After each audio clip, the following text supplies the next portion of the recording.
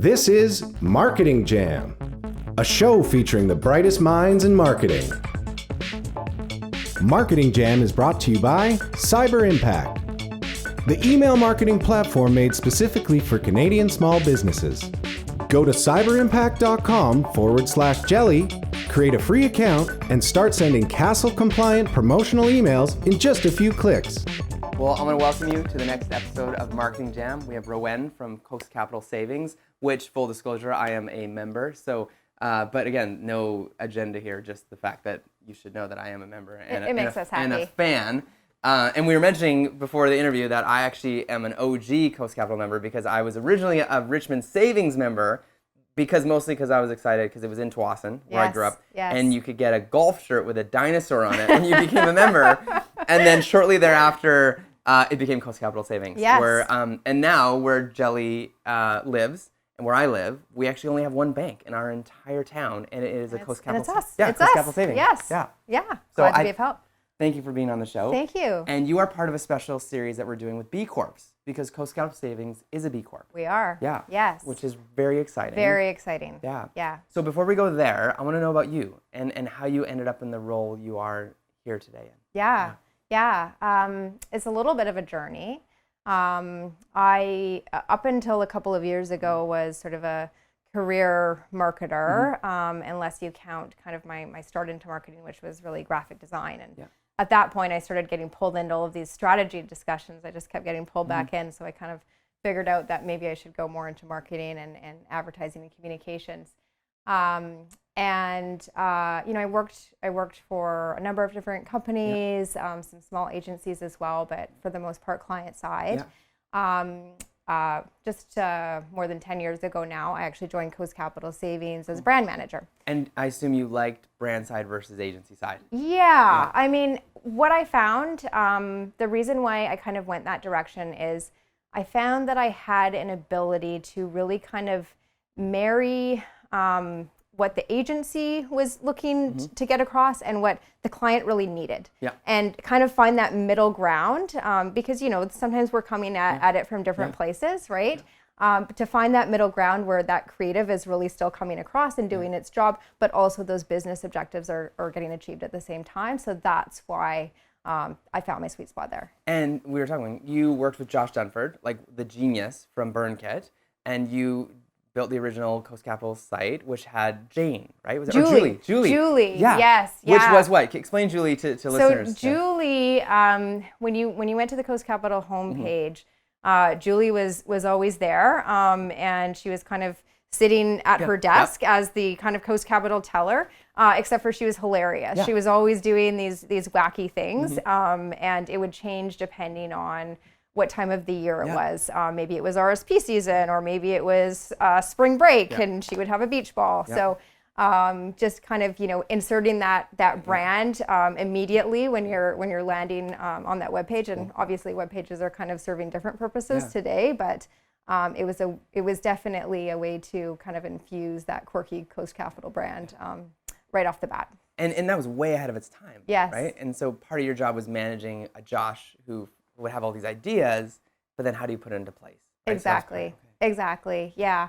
The Coast Capital brand, and I am an OG member as well. We were talking about that.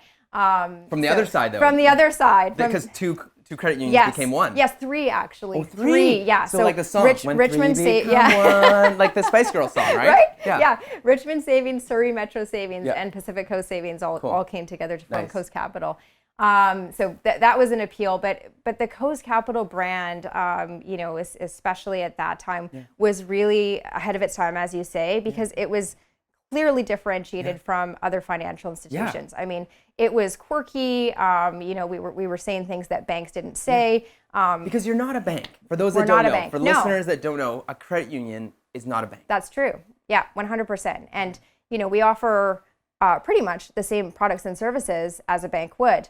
The difference is that we are actually in business for our members. So we are a member-owned credit union. Like Costco, but not really. But not really. Yeah. Not really, because you get a say. You get to vote for a board of directors. I don't get to do that at Costco. No, you don't. But I do need a membership. Right. Yeah. So you become a member at a bank. Yes. And you legit have ownership and say and direction in where the company's going. Exactly. Okay. Exactly. Yeah. Very cool. Yeah. So you are been there 10 years now? Yes. So on with the story we go. So held different roles within marketing, and eventually I was asked to lead the overall marketing team at Coast.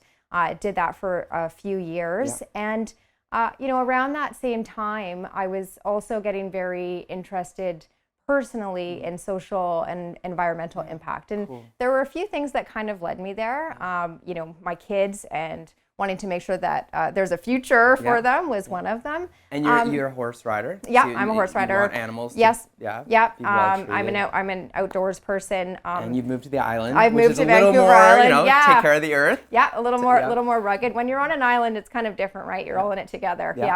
I wanted to do work in this area. I was trying to figure out how can I take the skills that I have and use those really as kind of a force for good within business. And that's how I got into corporate social responsibility or sustainability or social purpose, whatever you want to call it, doing sort of purpose-driven work that is not only creating profits, but at the same time kind of serving something bigger and something more, and making sure that the world is becoming a better place. Yeah. And when we talk about CSR, which is a term used a lot, especially in marketing, is that B-Corp has just, correct me if I'm wrong here, and help me explain this, B-Corp has taken CSR and created an assessment tool, like a ruler for businesses to say, hey, if you call yourself a B-Corp and use the emblem, you've adhered to these rules and these standards, and you've gotten like 86 or above on the test.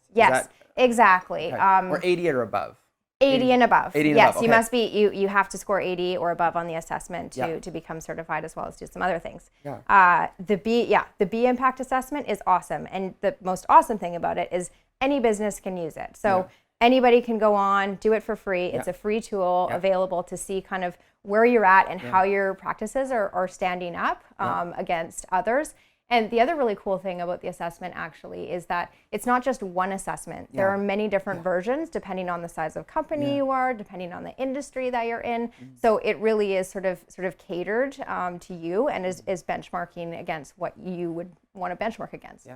And part of why we're doing this series is that we as Jelly recently became a B Yes, Corp. congratulations. So, thank you. And so we wanted to celebrate that along with other B Corps like yourself. Yes. And again, we talk a lot about influencer marketing and product placement. Tell us about the product that you're wearing. Yes. I know this is not, you aren't being paid to wear that or endorse it, but tell us about your necklace. Pura is getting lucky here. This is a Pura,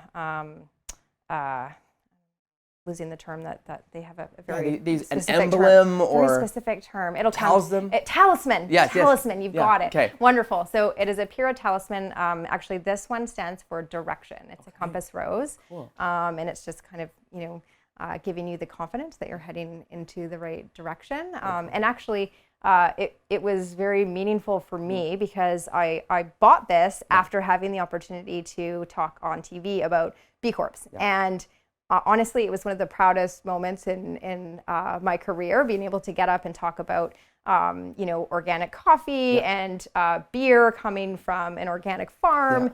And jewelry that is made from reclaimed metals, and cleaning products that aren't harming the earth, and so I bought this as kind of affirmation that that I was heading in the right direction. So those that are listeners and watchers, they're in an office. Maybe they don't have the energy, or they're not in the position to go ahead and become an official B Corp. Right? It's a lot of work, and there's some standards, and you have to be an owner of the company. But what are some small decisions like you made at Coast Capital that can make a step in the right direction? Like which coffee to purchase? The coffee purchase one is a great example. I mean, I'll talk about that, but it's across the map. What the B Corp assessment looks at, it looks at kind of your governance model. So how are you managing your organization? It looks at your workers. So how are you treating your people? And that's everything from creating a diverse and inclusive workplace. Not a divisive one. No, not a divisive. Okay. No, the opposite. To what kind of benefits or education are you providing your people? It looks at how are you giving back to the community? Are you volunteering? And also it looks at the planet piece and the environment and your emissions and all kinds of things around that. The coffee example is actually another component of the assessment. So you're also asked in there, your suppliers, are they local? Are they from minority populations? Are they owned by minority populations? And Salt Spring Coffee, so they're B Corp as well, and actually my favorite coffee brand, selfishly. Nice. I like their Sumatra blend. Good to know. Long time drinker. But we actually got together and talked about how could we work together. And what we ended up doing actually was trialing some of their blends in our head office, where in Surrey we've got quite a big building there, quite a few people working there. And we're able to get, kind of the buy-in from everybody. I feel like coffee is a little bit of a sensitive topic, but everybody really liked it, had really great feedback. And now, so we're changing that over in the majority of our business, I would say. Our branches are just starting to get this coffee as well. And then, we're talking to Salt Spring about how we can continue to advance our relationship. So it was a real sort of win-win. And, you do see this happen within the B Corp community where, not unlike consumers wanting to do business with somebody who shares their values, the same thing happening. And then that also helps you if you are a B Corp and you're wanting to up your score on the assessment as well. Yeah. So we're using the term B Corp a lot. Yes. How would you describe it in like an elevator pitch style? Like if someone asks you an elevator, what is a B Corp? How would you describe it? Yeah, a B Corp meets high standards of social and environmental impact. Awesome. Yeah. Great. Yeah. And it's put on by an organization in the U.S. and it's all across North America, around the world. Yeah, right? around the world. Yeah. I think actually we're upwards of now 2,700 companies around the world, and hundreds of different industries, and I think 60 different countries or something like that. So it is a global movement. Yeah. The U.S. B Corp community is a big one, but Canada actually I think has the second largest B Corp community around the globe. Yeah. And bonus for Canadians that are thinking of applying, because we offer maternity leave and paternity leave in Canada, you get some great points for that. You do. You don't even need to do anything. No. You just say we're Canadian, thus I get like a bunch of points. Exactly. Yeah. So it's awesome. Yeah, 100%. So question about trends. And I've seen it where, things can become trending for a while. And some people are saying, well, like Tom's shoes, one for one, and Tom's glasses, and you see all these like 10 Tree here in Vancouver. Yes. Why do you think there tends to be a trend towards giving back and CSR? Yeah, great question. And I've actually done a lot of work researching this over the past year, different sort of cause marketing approaches. The one for one actually being probably the approach that is the most successful. And I think it's because it's simple. It's easy to understand, right? Like we as marketers know that inherently, that our messages need to be simple and straightforward. And so the fact that I'm going to buy my 10 Tree t-shirt, which looks really cool. I'm made here in Vancouver. Made here. I'm standing up for something I believe in, and then a tree gets planted on my behalf. Like, boom, that's really easy for me to understand, right? I think we have to exercise caution with these approaches as well, that we're not just flooding the marketplace with a bunch of stuff that people don't need. So we have to choose these causes carefully. But certainly it is a trend that we're seeing, and I think it's really that instant sort of gratification that you get as a consumer, that you're getting something that you want and you've done something good as well. And what would you call the difference between maybe a company that continues to operate, it doesn't treat its employees good, like I'm using B Corp as some of their assessments. It is divisive internally, but it's it has a really poor environmental impact, and they don't care about anything that's on the B Corp assessment, but they make a really great donation every year. Yeah. Right, and they say that's their CSR and that's their. Whereas the flip side of a company could maybe be really inclusive of its hiring, be really great with its environmental impact, but because of that, maybe it affects their bottom line. So they don't make a charitable donation every year. They're acting in such a way that maybe puts a charity out of business. Yeah. Because they no longer are polluting that lake. Right. Because they've put their stuff elsewhere that costs them a lot more money. Yeah. So what would you call the difference between those two companies? Yeah, I mean, the company that is not doing good things. Yeah, and but they make a big but donation. Is making a big donation. That is maybe more sort of traditional CSR. The big check gift, or even right? corporate philanthropy in a way, right? And I couldn't disagree with that approach more like, so you're basically doing a bunch of bad and then you're going to offset it with some good. But I think the problem with that model is you're never actually able to fully offset the bad that you're doing, right? And trying to measure that is complicated as well. So so that's a problem. I mean, I think if an organization is doing a bunch of really good things, but because of that, they've chosen to invest that way. Like, I think that's great, actually, right? I mean, there are different ways to create social impact and different business models. And if you're not able to make a big charitable donation, but you haven't created a problem in the first place, like that just seems very logical to me that would be the direction that I would recommend going. I like the idea of B-Corps, like people becoming B-Corps to put charities out of business.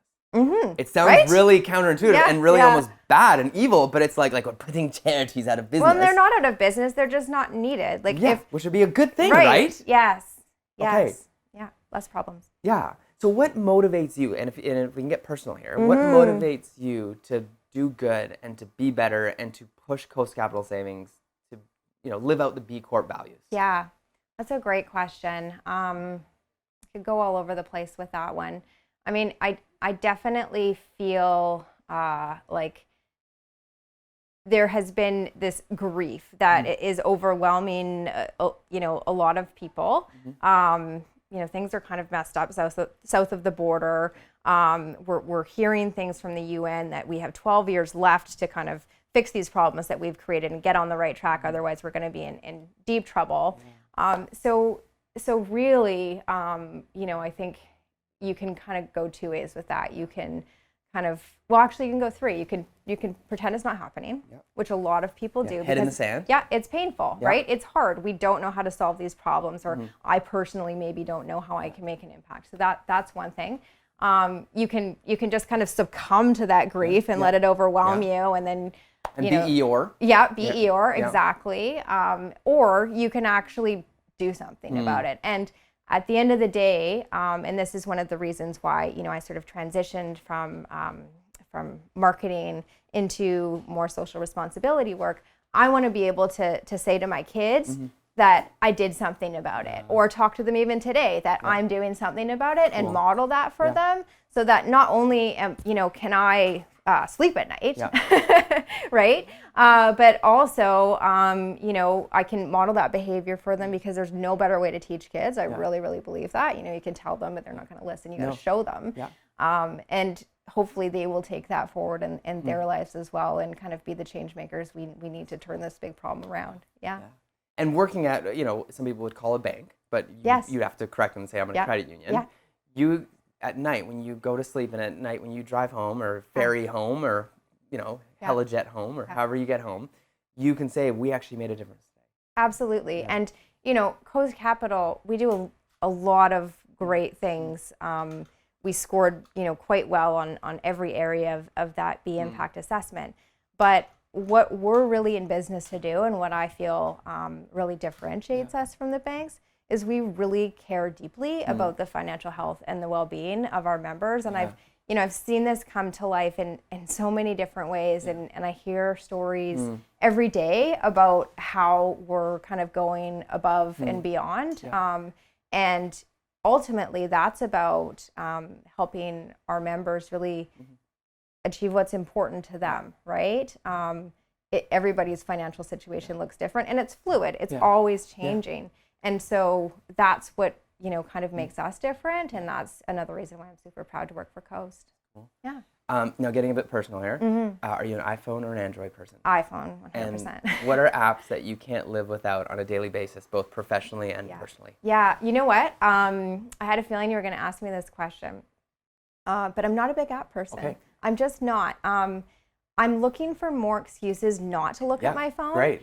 And, I mentioned that I'm kind of an outdoorsy person, and, the odd day that I leave my phone behind for some reason, or I forget it, it's like incredibly freeing and refreshing. Yeah. I actually broke it over the Christmas holidays, and I purposely? No. Oh, okay. Not purposely. And, it was terrifying, but after I got used to it, it was kind of, freeing. So, But you So don't I'm not a use big app person. But no geocaching or All Trails apps? Oh, I was going to say All Trails is Okay. actually one that I really love. And then, of course, there are the apps that just make my life easier, like my Honk mobile app and things like that. The What's that app? Coast Banking app, Honk Mobile. Okay, I don't know that Yeah, one. maybe it's an island thing. It's possible, but it's just instead of having to go to that stupid machine at the parkade. Oh, yes. Pay by phone. It's just an app. You just awesome. done. Like I walk up, go to my meeting.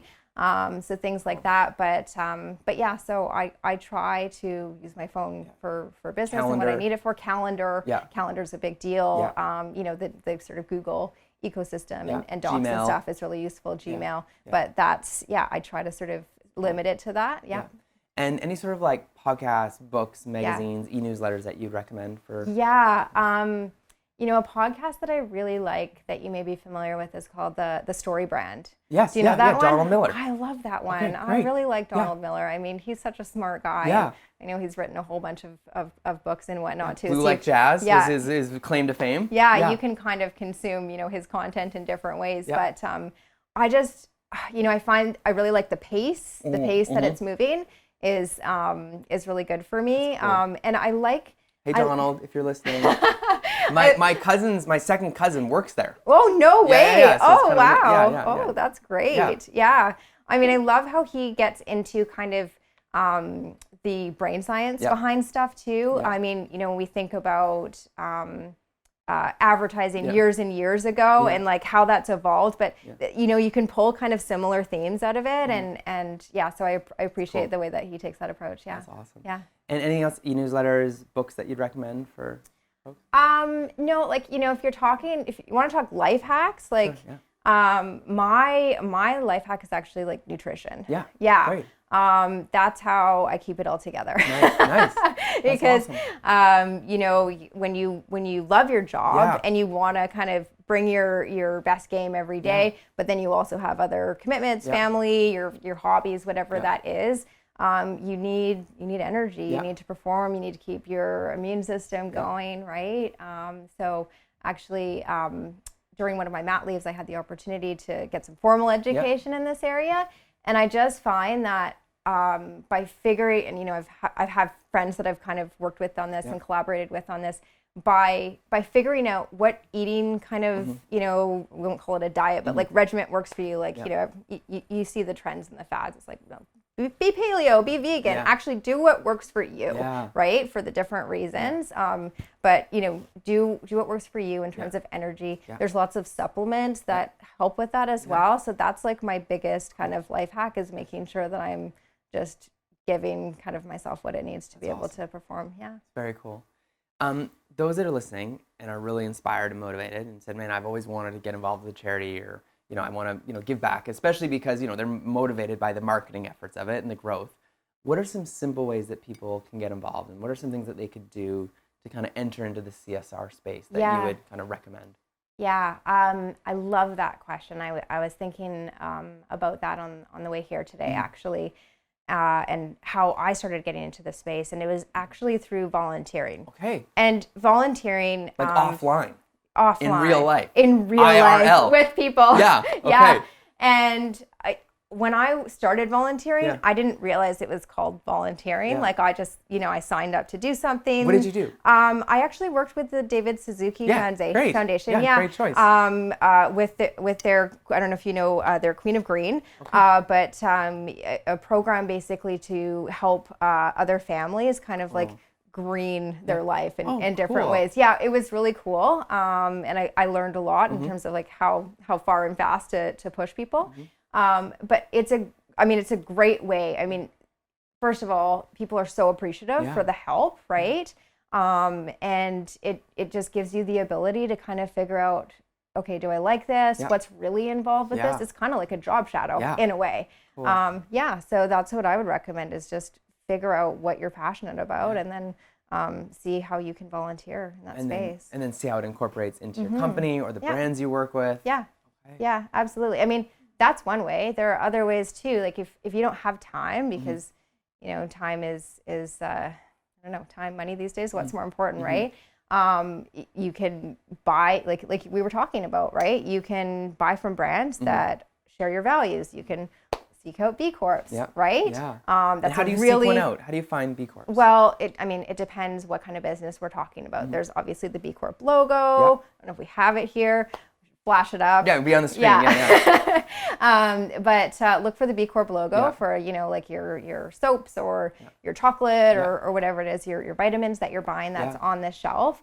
And then, when it comes to a business like mine, you're going to find that on our website. I'm not sure what you're going to do with it, but maybe it's on your door, maybe it's on your business cards. Yeah. And you can also go to the B Corp website and just look up different B Corps. Yeah. Who you might want to deal with. Yeah. Very cool. Yeah.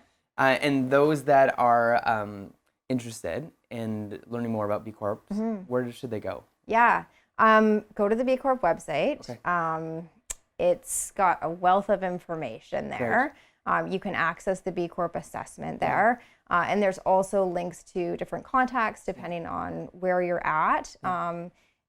There are different we call them B local groups. I think there's one in Vancouver and then there's one in Toronto as well, I believe, where you can actually, in real life again, kind of interface with different B Corps or ask some questions, get to know them. Yeah, exactly. Yeah. And that's what pushed me over the edge, was meeting another B Corp. So Ethical Bean, one of our clients, and I saw what they were living and I saw what they stood for and stood why putting that emblem meant more than just doing a check every year, which I thought was really cool. Yeah, absolutely. It was seeped into how they operated their business. Yes. Yeah, it's real, right? Yeah. And it really does cause you to think differently. It's kind of that additional lens that you can apply to your I want to make profit lens or whatever that is for you. Yeah. And you're working with an agency now, Rethink, which again is a national agency in Canada here, and we're talking about one of our favorite people, Leah Gregg, was working there for a long time, and which is very cool.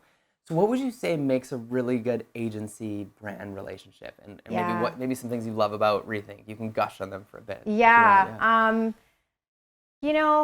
Agency brand relationship, I think it's really coming down to what do we both want here and why, right?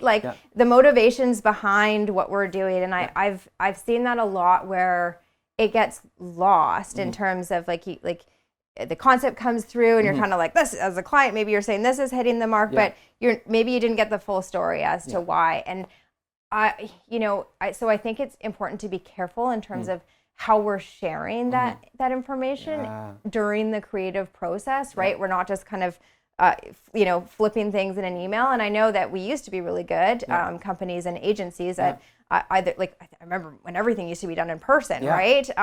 But now it's usually on a call. But then the odd time now, or more often than before, things can kind of just get passed along, and sometimes that can be a mistake, and we really need to hear each other out and understand each other. And the board where you put it on the sheet and then pull it back, and the next sheet's up there, right? Like the big what's that board called? Our kids use it for projects. We did it for science fair. It was like the big piece of cardboard. You see it in Mad Men, and they'd have and then they flip it and they pull the next one. And then this, and then they have a big pointer stick. And, exactly. Have you been to one of those at Rethink? Do they do that? That's a bit old school. Yeah, I don't think so. No, okay. No, everything. Have you been to their offices? Oh yeah. The Lego room? Many times. The Lego room. Yeah, the amazing. Lego room is super cool. And their whole office is really cool. The front door, I don't know if they changed it, but it was a Pong game when I first visited there. They have ping pong.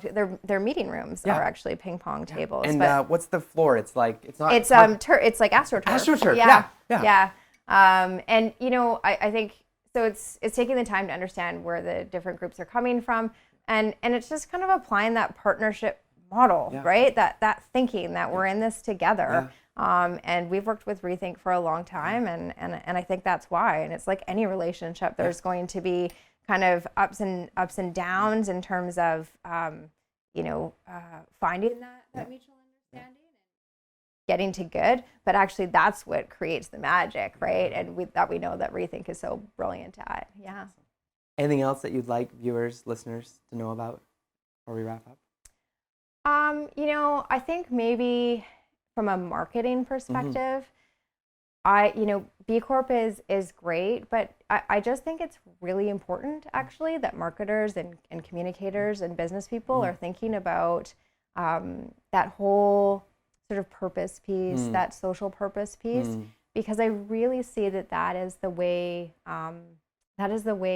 that this ship is sailing. Yeah. Consumers more and more every year want to do business with companies that share their values, right? They are saying that they want us to be taking a stand on social, environmental, even political issues, right? And so we need to figure out as organizations how to do that in a way that makes sense for us, especially if you think about millennials to some extent, but Gen Z coming into the workforce and the transfer of wealth that's going to happen to that group. It's just we have so many incredible. options. Yes. What's going to make you stand out Yes. amongst the rest, because you're going to have that emotional feel good. Yeah. Like even when I go to book a flight, and again, we've had both Air Canada and WestJet on the show, but I have this emotional reaction still to WestJet because of that Christmas video years ago. Like it was years ago, but they tugged at my heart. They made me cry at my computer screen because of a video. And if you haven't watched it yet, it's the Santa on the beach. Is that the one? It was people could at one airport terminal put in their dream gift. And when they flew to the other terminal, their gifts were on the carousel coming out. And it was just so touching. And I think, again, so I tend to lean towards WestJet because of the emotion that they put in my heart, right? Or I tend to lean towards products that are like, wow, I know the story behind the product. Exactly. Right? Yeah. Or the founder behind the product. Yes. Right? You have a personal connection, an emotional one. Yeah. So much more important than the information, right? Because everything's transparent now. And that's the other crazy part is like you can't get away with anything. No. Thanks to, Facebook Live. Yeah, thanks to LinkedIn's social. going live soon. Yeah. Yeah. Yeah, absolutely. Okay. So you're saying everyone, no matter what you are, tire company. Yeah, but make it authentic. Like, don't just pick something and be like, we have a cause, and try to build yourself on that, because that's not going to work. Like, it's got to be something that makes sense for your business. But as marketers, be thinking about like, how are you going to be potentially integrating this in a way that makes sense for you? Because guess what, your consumers are going to be wanting you to take a stand on something. And they're going to find out. Yeah, they're going to find out. And it's not just writing a check. Maybe it's just internally you're marinating in the idea of being good and doing good. Exactly. Very cool. Wouldn't the world be a better place if we all did it? Yeah. Yeah. And less charities. Yeah, less charities. Put them out of business. Yeah. Awesome. Well, thanks everyone for tuning in. This was a very inspiring and unique marketing jam. Very cool. And I'm excited to see what comes of this talk and this conversation. So keep us posted. Let us know your story. And happy B-Corp month here in the world, right? Happy B-Corp month. All over the world, right? I think in Canada and the U.S. Canada and the U.S. Yeah. Okay, so the rest of the world, we still love you. But Canada and U.S., happy B-Corp month. And we'll see you on the next Marketing Jam.